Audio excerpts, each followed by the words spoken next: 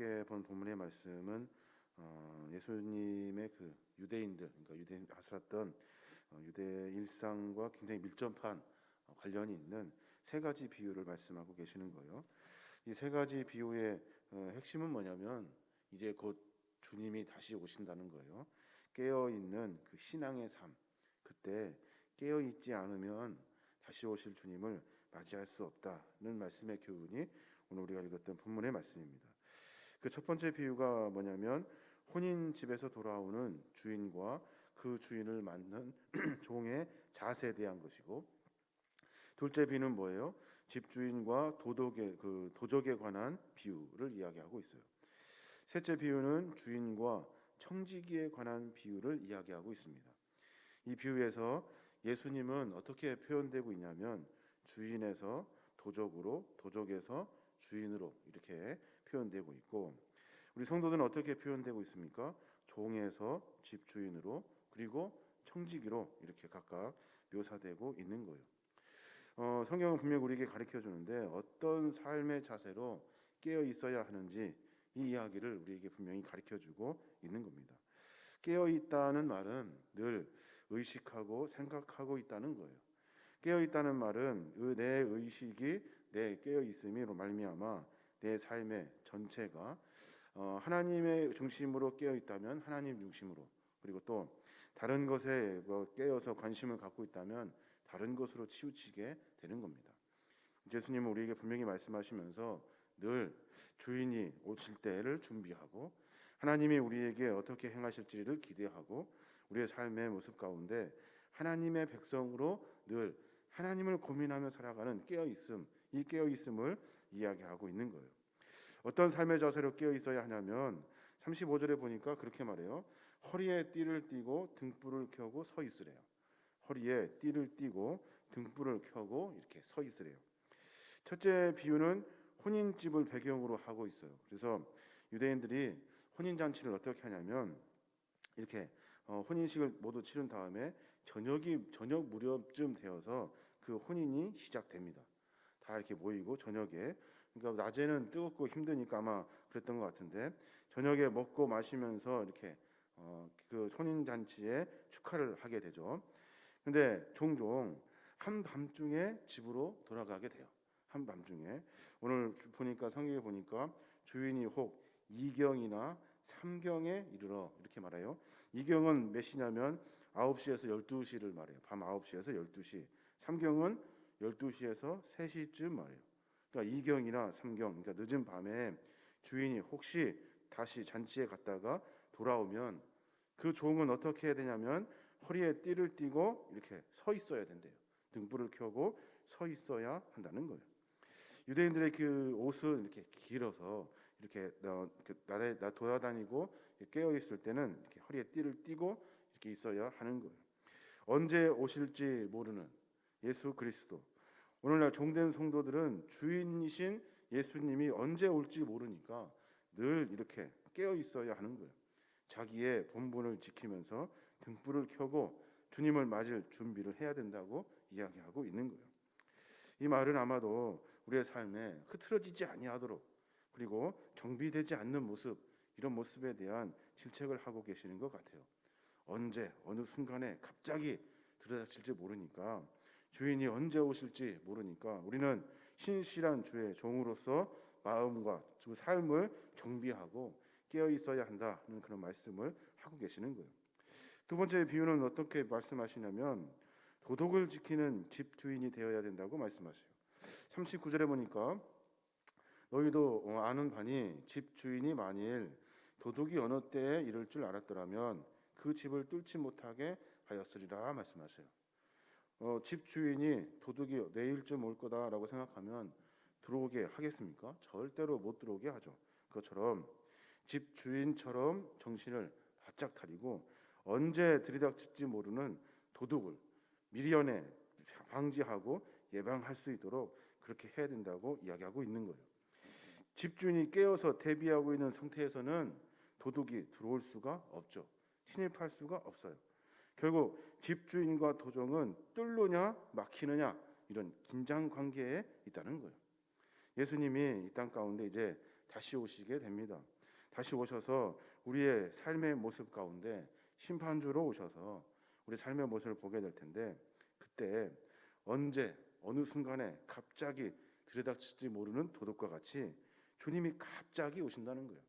그때 늘 예비되고 준비되어 있지 않으면 그때 그 심판을 피할 수 없게 되는 겁니다. 예수님의 재림을 준비하는 성도, 이것이 분명 하나님이 우리에게 요구하시는 이 시대의 삶을 살아내는 방법이 되는 거예요. 또 하나 뭐라고 말씀하시냐면, 맡은 바 임무를 충실히 감당하는 신실한 청지기에 대해서 이야기하고 계셔요. 베드로가 묻습니다. 41절에 보니까 베드로가 여짜오되 주께서 이 비유를 우리에게 하심이니까 모든 사람에게 하심이니까 라고 말씀하시면서, 이 비유의 말씀은 청지기들에게 하신 말씀이에요. 주께서 이르시되 지혜 있고 신실한 청지기가 되어 주인에게 그 집 종들을 맡아 때를 따라 양식을 나누어 줄 자가 누구냐라고 말씀하셔요.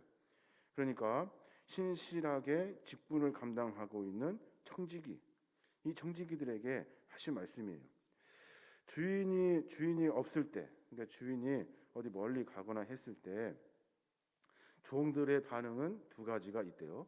하나의 반응은 주인이 없으니까 더 잘해서 부지런하고 충성되고, 그리고 집주의 재산과 종들을 잘 관리하고 보살피는 신실한 종이 있는가 하면, 주인이 없음을 알고 자신의 책임을 망각하고 다 이렇게 풀어져 가지고 그저 그냥 그렇게 다른 사람들과 이렇게 놀고, 그리고 시간을 낭비하고, 그리고 특권만을 남용하는, 그래서 재산을 결국에는 허비하고 마는 그런 아주 못된 청지기들이 있다는 겁니다.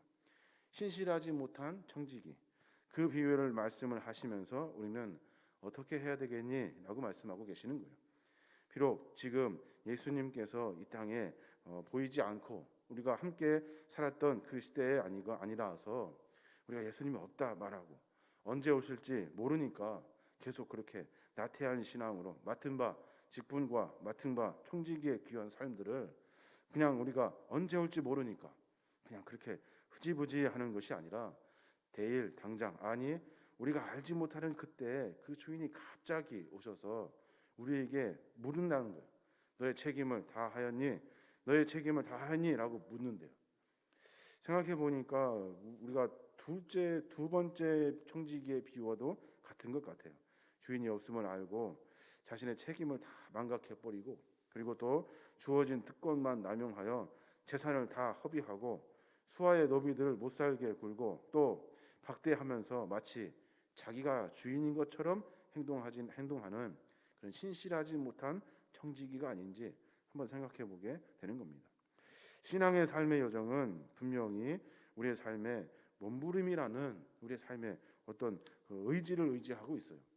내가 분명히 몸부림치고 의지를 가지고 있을 때, 그때 그 상태가 바로 깨어있는 상태가 되는 거예요.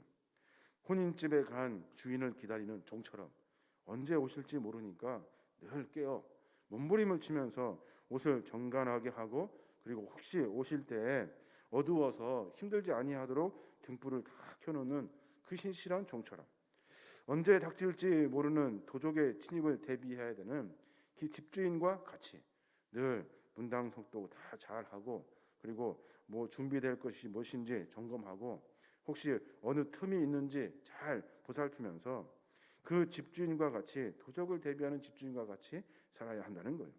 또 먼 여행 갔다고 해서 집으로 이렇게 돌아오는 주인을 기다리는 것이 아니라, 언제쯤 아마 오래 걸릴 거야 그러면서 했던 모든 직분과 모든 그 담당했던 일들을 다 내려놔 버리고 그저 자기 좋을 대로 즐기면서 다른 사람들과 함께 주인의 제사를 허비하는 것이 아니라, 우리가 주님을 기다리는 그 날을 늘 예비하면서 살아야 하는 거예요. 주의 재림은 성급한 자의 판단처럼 그렇게 빠르지도 않고, 방심한 자의 생각처럼 그렇게 늦지도 않는데요. 언제 오실지 몰라요. 성급하게 빠르지도 않고 늦지도 않다는 거예요. 분명한 것은 주님은 다시 오신다는 겁니다. 깨어 있다는 것 한번 고민해 봤는데, 깨어 있다는 말은 삶의 중심을 말합니다. 삶의 중심, 내 중심이 어디로 향하여지고 있는가? 내 생각이 과연 어디에 집중하고 있는가? 생각을 10가지 할 수 있다면 그 10가지 중에 과연 하나님을 중심으로 하는 생각들, 고민들, 하나님의 백성으로 살려고 하는 몸부림의 생각들이 과연 몇 개나 되는지 한번 생각해 봤으면 좋겠어요. 오늘 우리 삶 가운데 우리는 분명히 하나님이 우리를 믿음의 자녀들로 부르셨어요. 천국의 백성으로 부르셨고 이 시대를 감당할 그리스도인으로 살라고 명령하셨어요. 그러니까 우리가 주님이 맡겨주신 귀한 직분과 그리고 우리에게 맡겨주신 주님의 사명들을 잘 기억하며 살아야 할 것입니다. 오늘 하루 가운데 그렇게 묵상했으면 좋겠습니다. 내가 분주하고 바쁘고 여러 가지 신경 쓸 일이 많아서 주님에 대한 고민이 이렇게 많이 하지 못했던 것 같아요. 내 순간순간마다 하나님을 고민하고 하나님이 무엇을 원하시는지 묵상하고 내 삶의 모습을 조금 점검해 봤으면 좋겠어요. 특별히 코로나19로 인해서 교회에 올 수 있는 시간들이 적어지고 믿음 생활, 신앙 생활 하는 것들에 점검이 약해지고 있어요. 그 가운데 우리가 스스로 깨어있지 아니하면 언제 주님이 오실 그날에 우리가 어떤 신실하지 못한 종처럼 도둑을 준비하고 예비하지 못한 집주인처럼 그리고 내 마음대로 살았던 그 불의한 청지기와 같은 그런 삶을 살게 되지 않는지 한번 생각해 봐야 할 것입니다. 오늘 하루 가운데 이런 우리의 삶의 모습을 점검하고 다시 깨어있는 신앙으로 하나님 보시기에 잘했다 칭찬받는 믿음의 종들로 일어나시는 거룩한 종들 되시길 바랍니다.